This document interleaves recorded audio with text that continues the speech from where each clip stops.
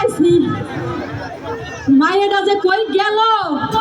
আমি একটা বুড়ি মানুষ, মায়েরা আমার কষ্ট বুঝলো না, সারাক্ষণ পাড়ায় পাড়ায় ঢ্যাং ঢ্যাং করে ঘুরে বেড়ায়।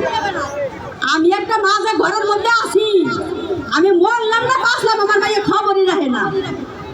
আর মায়ের কি খবর রাখবো, মায়ের বাপই তো আমার খবর রাখে না। আপনারা জানেন আজকে 16 বছর হয়েছে আমার জামাইটা মরে গেছে। আমি কিন্তু বিধবা, আমার একটা মেয়ে আছে, কি করবো কোন? মেয়ে আছে তাই কে কার লগে বিয়াও বলতে পারি না, কোনো মনের কথাও কইতে পারি না, সব দুঃখ চাপা দিয়ে রাখছি। দুঃখ করে আর কি করবো, কপালে যা ছিল তাই তো হইছে। আর এই যে মরার বানর আমার দুনিয়ার মধ্যে রাইখা ও ময়লা ওপারে যাইয়া সেরে গেছে।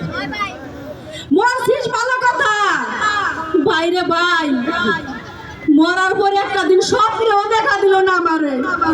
অন্তত স্বপ্নে দেখলে তো আপনাদের শান্তি পাইতাম। আপনারাই কন, আমার কি মনটা চায় না যে আমি একটু স্বামীর মুখখান দেখি? আর দিব কেন? যতদিন দুনিয়ার মধ্যে আসিল আমার লোকে সংসার করছে, একটা দিনও শান্তিতে থাকতে দেয় নাই। 3 বেলা জায়গা 6 বেলা ঝগড়া করছে আমার লগে। 3 বেলা খাওয়াই যদি 6 বেলা ঝগড়া করে, হে মহিলার কি গরম শান্তি থাকে? থাকে না কিন্তু। আর মরছে মানুষের দেহানোর লগে কান্দি, আসলে ভিতর থেকে কান্দ না হে না। মরছে না, আমি খুশি হয়েছি। কিন্তু এই যে মেয়েটারে যে তুলে গেছে, এই মেয়েটারই আমি মহা বিপদে আছি।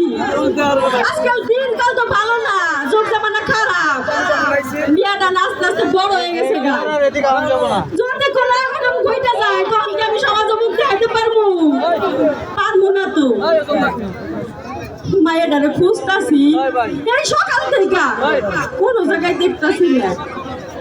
গেদি, ওই গেদি, আরে মা বাতাসি।